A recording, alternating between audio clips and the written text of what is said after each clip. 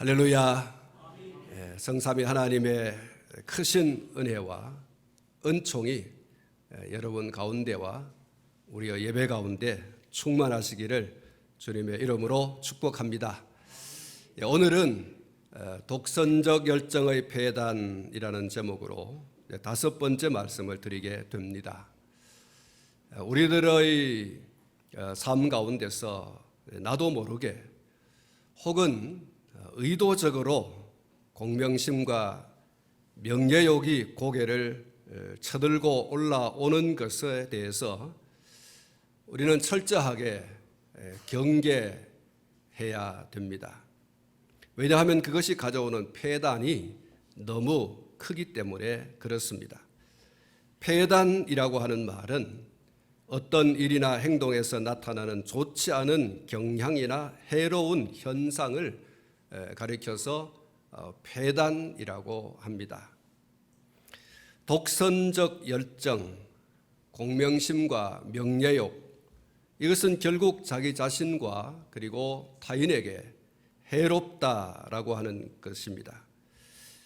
오늘 본문으로 돌아가서 39절부터 42절 말씀을 보면 사울 왕의 아들 요나단이 자기 자신도 모르게 공포되어진 음식물 제한에 관한 왕의 이 공포령을 어기게 된 일이 일어났습니다.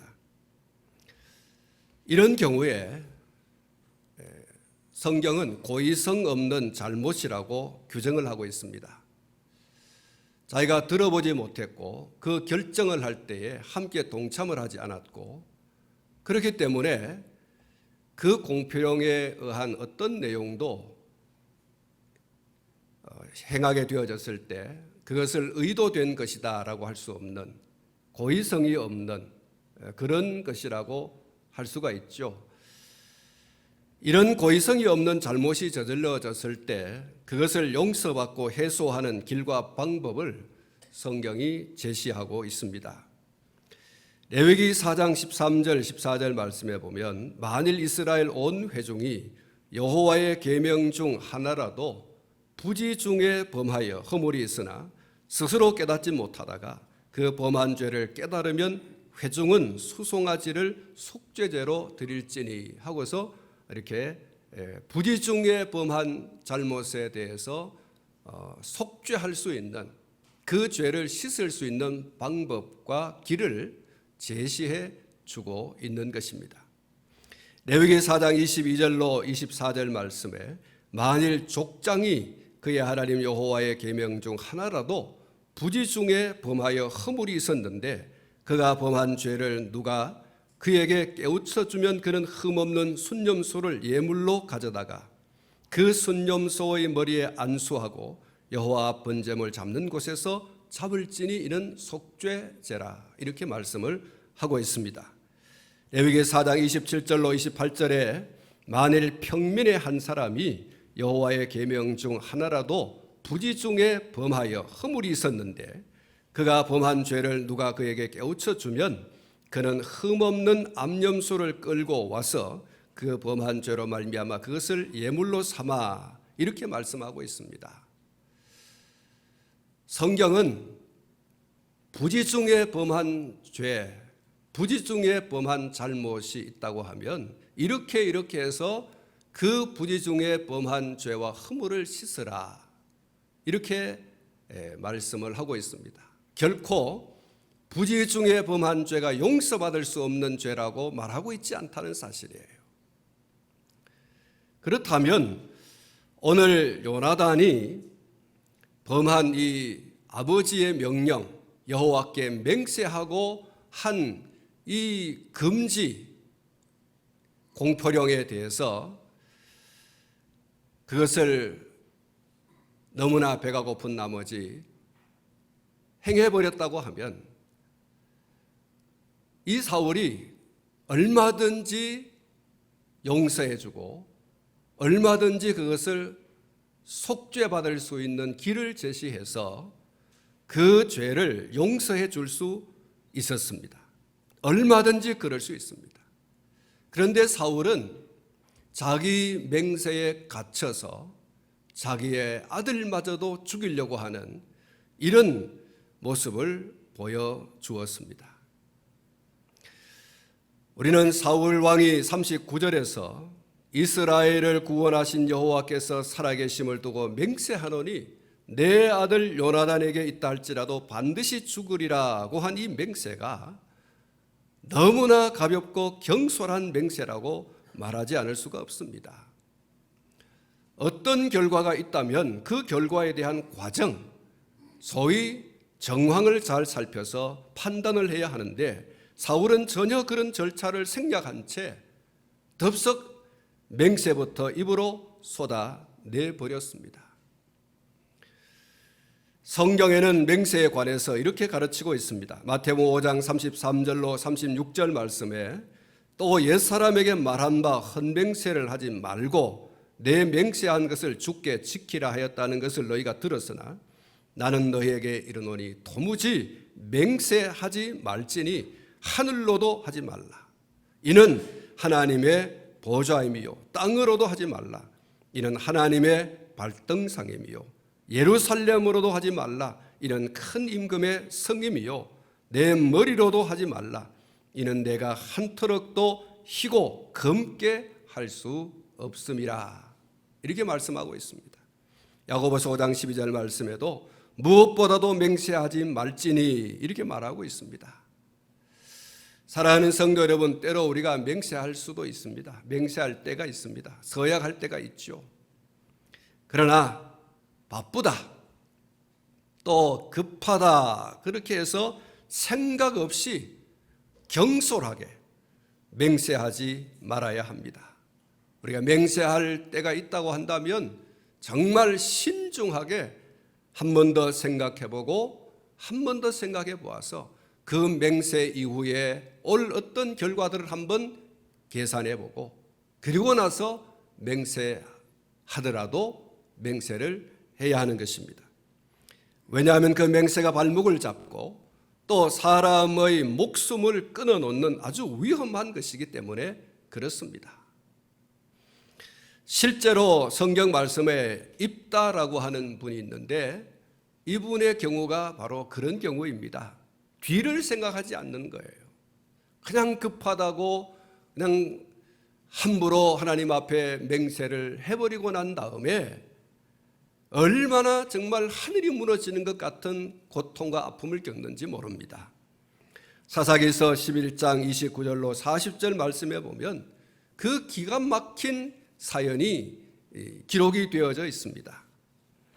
이에 여호와의 영이 입다에게 임하시니 입다가 길르앗과 므낫세를 지나서 길르앗의 미스베에 이르고 길르앗의 미스베에서부터 암몬 자손에게로 나아갈 때에 그가 여호와께 서원하여 이르되 주께서 과연 암몬 자손을 내 손에 넘겨주시면 내가 암몬 자손에게서 평안히 돌아올 때에 누구든지 내 집 문에서 나와서 나를 영접하는 그는 여호와께 돌릴 것이니 내가 그를 번제로 드리겠나이다 하니라. 이에 입다가 암몬 자손에게 이르러 그들과 싸우더니 여호와께서 그들을 그의 손에 넘겨주심에 아로엘에서부터 민니세 이르기까지 20성읍을 치고 또 아벨그라밈까지 매우 크게 무찌르니 이에 암몬 자손이 이스라엘 자손 앞에 항복하였더라.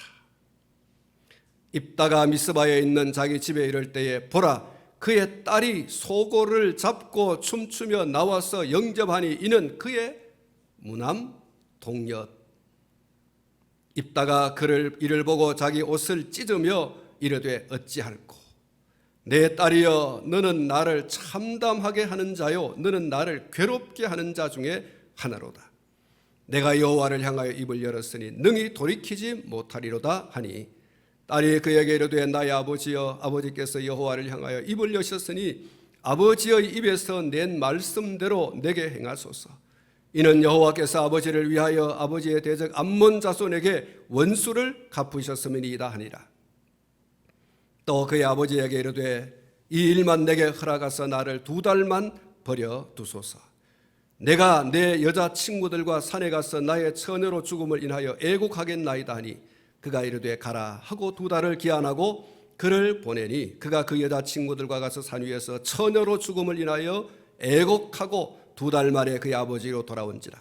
그는 자기가 서원한 대로 딸에게 행하니 딸이 남자를 알지 못하였더라. 이것이 이스라엘의 관습이 되어 이스라엘의 딸들이 해마다 가서 길라 사람 입다의 딸을 위하여 나흘씩 애곡하니라.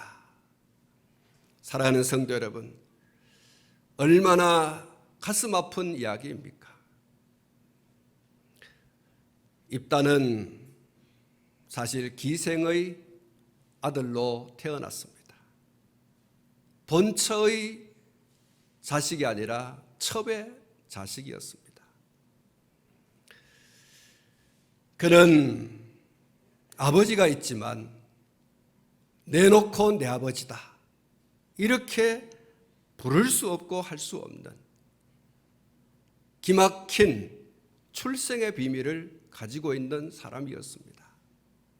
그러니까 이 사람이 사람 대접을 못 받고 산 것이죠. 그래서 집을 뛰쳐나가서 허랑방탕하며 살게 됩니다. 그런데 이 사람에게 정말 다른 사람이 가지고 있지 않은 한 가지가 있었습니다. 힘이 세다는 거예요. 아주 힘이 세고 리더십이 있어요. 모이자 그러면 사람들이 모이고 뭔가 힘든 일이 있으면 이 사람이 혼자 그것을 해결하는 그런 힘을 가지고 있었습니다. 암몬 사람들이 이 입다의 고향인 길앗을 치러 왔습니다. 이럴 때에 그 암몬 사람들을 막을 만한 사람들이 길앗에는 없었어요.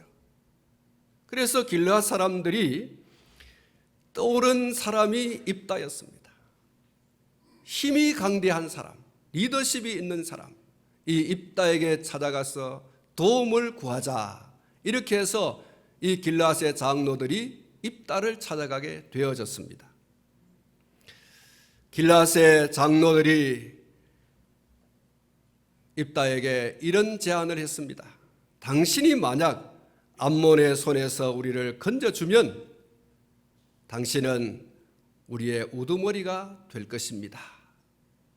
그래서 이 입다가 암몬 자손을 치기 위해서 출전을 하게 되어집니다. 그런데 암몬 자손이 너무 강합니다. 그래서 혼자 힘으로는 정말 감당할 수 없는 힘겨운 전쟁을 치르게 되어지는데 그때 이 입다가 하나님께 서원을 합니다. 하나님 도와주십시오. 하나님 만약 이 암몬 자손과의 전쟁에서 이기게 해주시면 전쟁에 승리하고 돌아가는 날 제일 먼저 나를 맞으러 나오는 그를 하나님께 번제를 드리겠습니다. 인신제사를 드리겠다는 것이죠.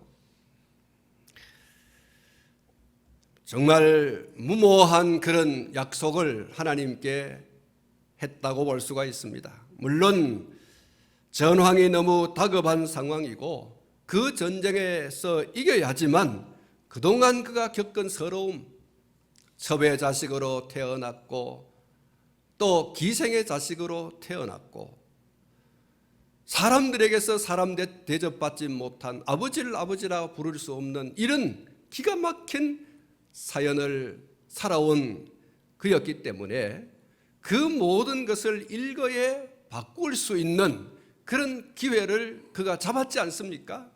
반드시 전쟁에서 이겨야 되는 거예요. 그런 정말 다급한 상황 속에서 생각할 겨를도 없이 그 기회를 놓치고 싶지 않아서 하나님 앞에 이렇게 서원을 하게 된 것입니다. 결론적으로 말하면 하나님께서는 그럼에도 불구하고 인신제사는 받지 않습니다. 사람을 제물로 삼아서 하나님 앞에 제사 드리는 것을 하나님이 원하지 않는다는 거예요. 그럼에도 불구하고 입다가 그가 하나님께 한 이 약속을 지킬 의도가 충분했다는 것이고 입다의 딸 역시 경위와 어떠하든 하나님께 한 서원이기 때문에 반드시 지켜야 한다라고 하는 말을 하면서 순종하며 받아들이는 이 장면은 너무나 인상적입니다.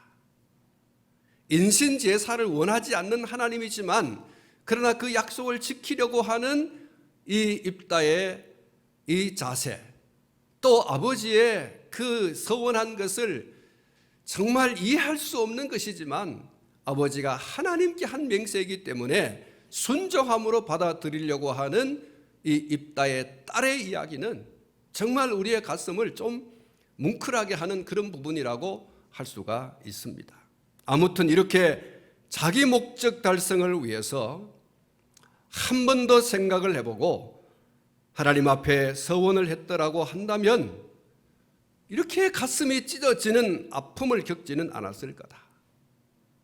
딸의 가슴에 큰 고통을 안겨주는 이런 일은 없었을 거라고 생각을 하게 되어집니다. 자신이 서원을 해놓고 기뻐서 즐거워서 존경하는 마음으로 마주 달려나오는 딸에게 내가 왜 나오느냐 이렇게 하라 하면 어쩌라는 겁니까? 자신의 목적 달성을 위해서 자기 마음대로 맹세한 사울 왕이 그 맹세를 지키고자 아들 요나단을 죽이려고 합니다. 정말 기가 차는 그런 광경이 아닐 수 없어요. 내가 하나님께 맹세하였기 때문에 내 아들이라고 하더라도 너 죽어야 돼 이놈아 라고 하는 이 이야기가 정말 기가 막히지 않아요? 한 번도 생각을 해보지도 않고 급한 마음에 맹세를 해놓고 그 맹세를 자기 자식 요나단 그 공포령을 들어보지도 못하고 참여하지도 않았던 요나단이 부지중에 그것을 어겨버렸어요.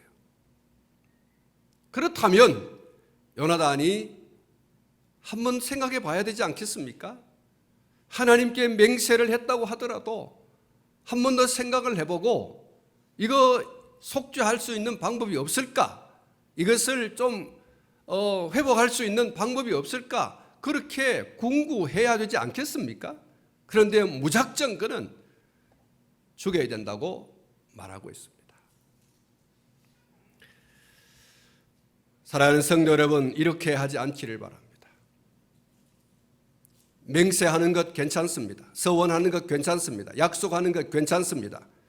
그러나 한 번 더 생각해 보라는 거예요.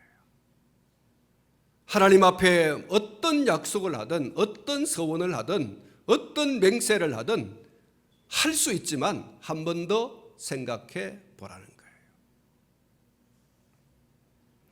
그리고 두 번째 45절에 소개되고 있는 이 요나단과 함께 전쟁에 나갔던 군병들의 태도를 좀 살펴볼 필요가 있습니다. 45절 말씀을 보면 백성이 사울에게 말하되 이스라엘의 이 큰 구원을 이룬 요나단이 죽겠나이까 결단코 그렇지 아니하니이다. 여호와의 살아계심을 두고 맹세하옵나니 그의 머리털 하나도 땅에 떨어지지 아니할 것은 그가 오늘 하나님과 동력하였음이니이다 하여 백성이 요나단을 구원하여 죽지 않게 하니라. 할렐루야. 사랑하는 성도 여러분, 이스라엘 백성들 전쟁터에 나가서 요나단과 함께 블레셋을 물리친 사람들, 이 사람들 앞에 요나단을 죽이겠다고 으름장을 놓는 이 사람이 누구입니까? 이스라엘의 지존입니다. 이스라엘의 1인자, 서열, 권력 서열 1인 1번 사울 왕이죠. 그런데 그런 그들의 지존, 그들의 왕의 면전에서 정면으로 맞섭니다. 사울은 요나단을 죽이려고 하고 백성들은 그럴 수 없다라고 하면서 단호하게 맞섭니다. 둘 사이에 긴장이 흐르고 있습니다. 양쪽이 양보할 수 없는 그런 힘의 대결이 지금 일어나고 있습니다. 백성들과 왕과 백성들 사이에 긴장이 지금 팽팽하게 흐르고 있습니다. 사랑하는 성도 여러분, 왕의 면전에서 왕과 맞선다라고 하는 것은 죽음을 담보로 하는 그런 행동이 아닐 수가 없어요. 죽으면 죽으리이다. 이 자세가 아니면 그들의 지존 앞에 어떻게 이렇게 맞설 수 있습니까? 우리가 죽을지라도 왕의 뜻대로 할 수 없습니다 라고 하는 거예요. 여러분, 이 앞에 말씀들을 쭉 보십시오. 두 번에 걸쳐서 반복되는 말씀이 있습니다. 왕의 생각에 좋은 대로 하십시오. 왕의 생각에 좋은 대로 하십시오. 여러분, 이 말씀이 두 번이나 반복해서 나옵니다. 그럼에도 불구하고 이것만큼은 양보할 수 없습니다. 이것만큼은 물러설 수 없습니다 라고 하는 이스라엘 백성들의 이 단호한 모습을 보십시오. 이것도 좋고 저것도 좋고 다 왕의 생각대로 다 하십시오. 다 하십시오. 그러나 이것만큼은 안 됩니다라고 하는 이 전쟁터에 나갔던 이스라엘 백성들의 이 모습을 보십시오. 그들의 이 완강한 반대는 요나단을 죽이는 것이 하나님의 뜻이 결코 아니라는 거예요. 사랑하는 성도 여러분, 인간의 정이 아니에요. 우리와 함께 전쟁터에 나가서 피를 흘리며 싸웠던 우리의 동지요, 우리의 전우요, 우리의 인도자요, 우리의 지휘관이요, 그래서가 아니에요. 하나님과 동역한 이 우리의 요나단을 하나님의 뜻을 거역하면서까지 죽일 수는 없다는 거예요. 하나님의 뜻을 거역할 수 없습니다. 왕의 생각대로 다 하십시오, 다 하십시오, 다 하십시오. 그러나 이것만큼은 안 돼요. 왜? 하나님의 뜻이 아니라는 거예요. 하나님의 뜻이 아니라면 그들 가운데 지존이라고 하더라도 안 됩니다라고 할 수 있는, 여러분, 이 이스라엘 백성들의 이 태도가 정말 우리가 주목해야 할 그런 모습이 아닌가. 하나님께서 요나단을 들어서 블레셋을 물리쳤기 때문에 요나단은 하나님과 함께 일한 사람이기 때문에 요나단을 죽이는 것은 하나님을 거역하는 행위나 다름이 없다는 거예요.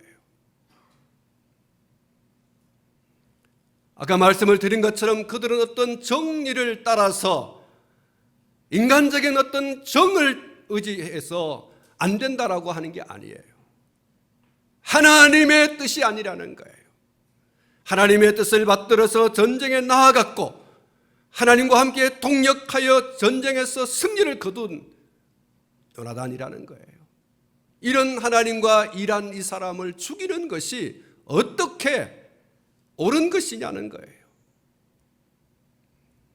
그래서 사울의 요나단 죽이기는 마땅히 중지되어야 한다라고 하는 그들의 강력한 의지를 목숨을 걸고 표명한 거예요.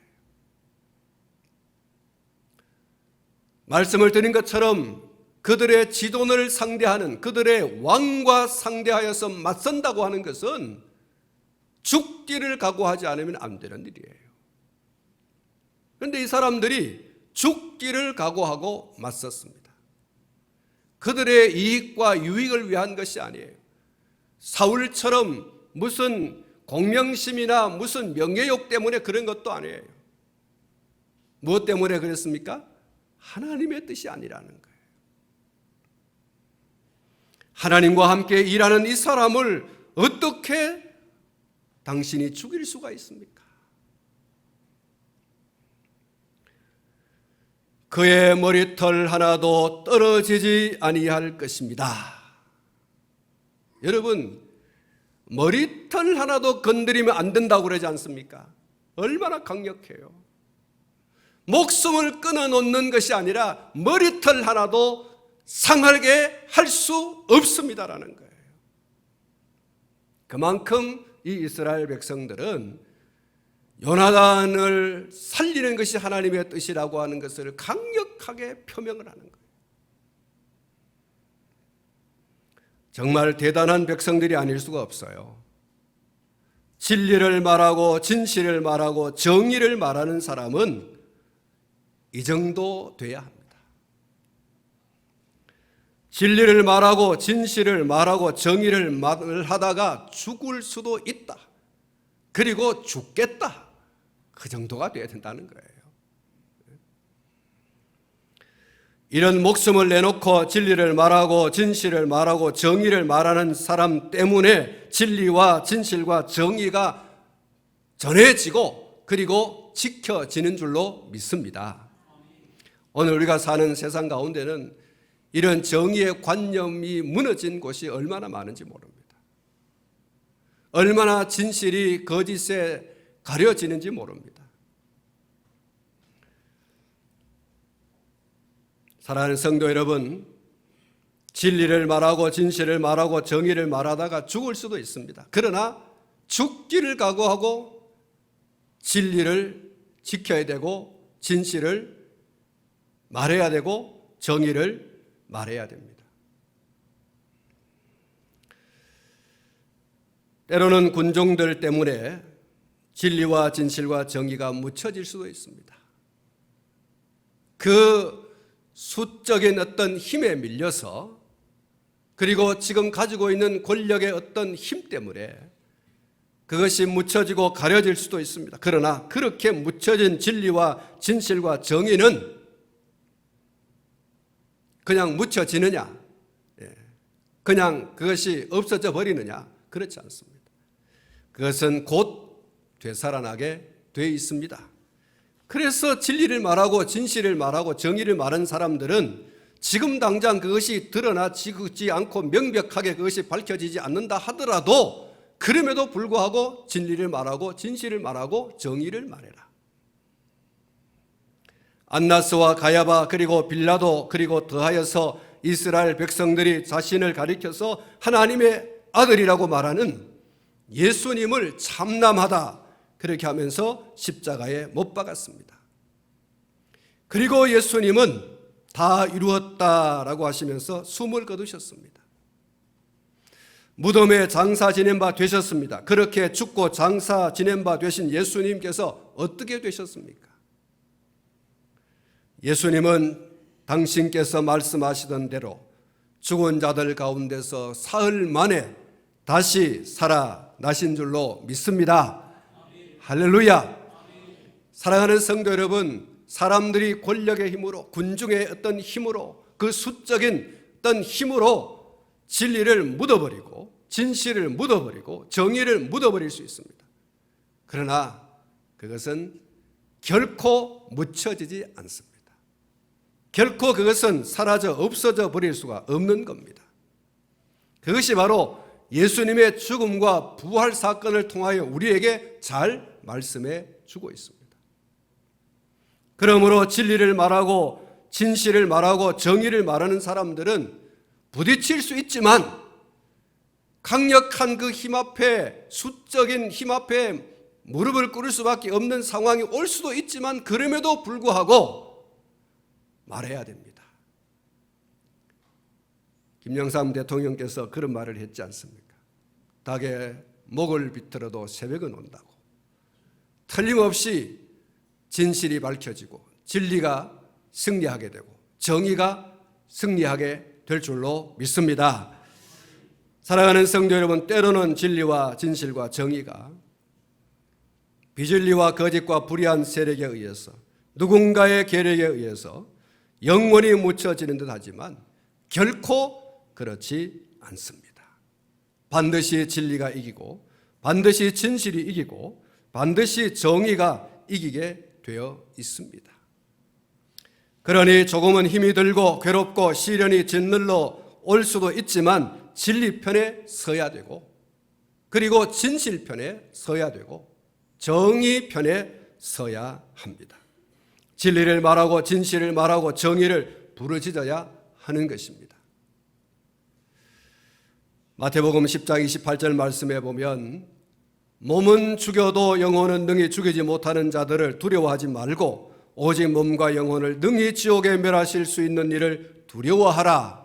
이렇게 예수님께서 말씀을 하셨습니다. 몸의 죽음은 끝이 아닙니다.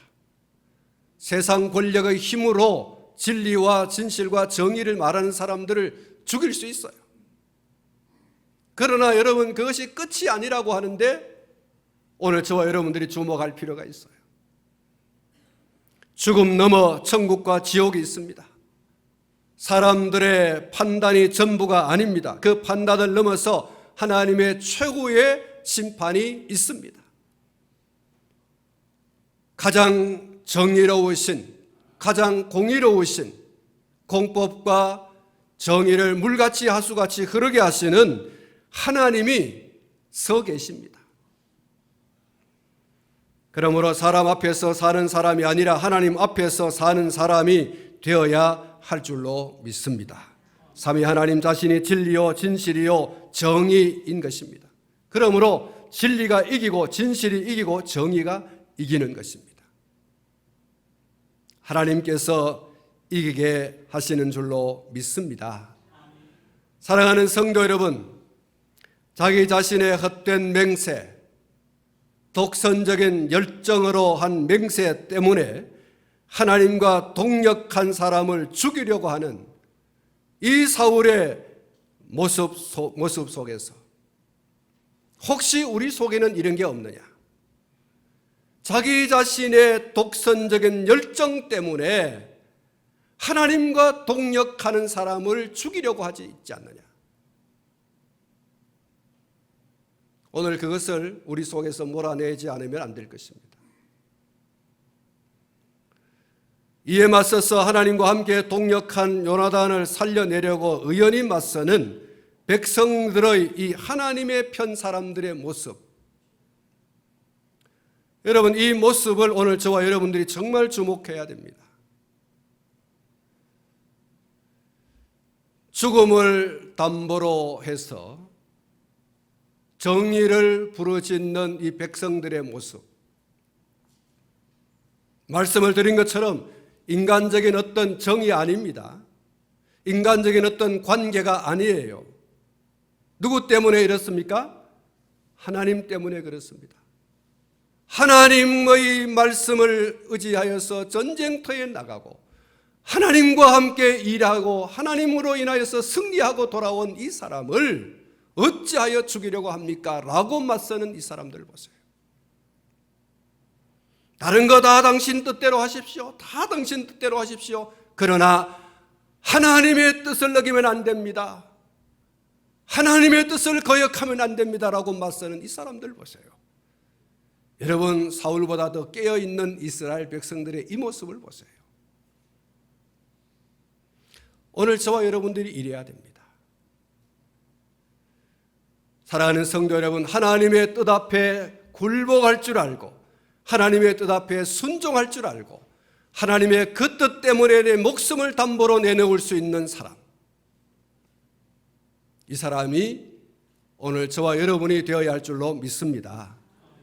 이스라엘 백성들의 이 죽음을 담보로 하는 진리와 진실과 정의를 높이 깃발을 든 이 사람들의 모습, 이건 다른 사람의 모습이 아니라 오늘 저의 모습이고 여러분의 모습이어야 한다는 것입니다. 겁내지 마십시오. 거대한 힘, 수적인 우세, 그런 것들이 중요하지 않습니다. 왜 그렇습니까? 내 뒤에 누가 계시기 때문에? 하나님이 계시기 때문에. 정의 그 자체이고 진실 그 자체이고 진리 그 자체이신 하나님이 내 뒤에 계시기 때문에. 육신의 목숨이 끊어지는 것으로 끝이 아니에요. 몸과 영혼을 능히 지옥에 멸하실 수 있는 하나님이 뒤에 계십니다. 최후의 심판, 그 심판장이신 가장 정의롭고 공의롭게 판단하실 하나님이 뒤에 계십니다. 그러니 오늘 내가 목숨이 끊어진다 할지라도 정의를 말하고 진실을 말하고 진리를 말하는 것입니다. 그것이 설사 오늘 덮여지는 일이 있다 할지라도, 그러나 언젠가 그것이 하나님에 의해서 밝혀질 날이 온다는 사실을 기억하면서 진리 편에 서라, 정의 편에 서라, 진실 편에 서라. 이것이 오늘 왕 사울을 맞서서 여호와의 뜻을 이야기하는, 목숨을 담보로 한 이스라엘 백성들의 모습이라고 하는 것을 기억하면서 그 모습이 다른 사람의 모습이 아니라 내 모습이게 하옵소서. 오늘 그런 다짐과 결단이 우리 가운데 있기를 주님의 이름으로 축복합니다. 축원합니다. 기도하겠습니다.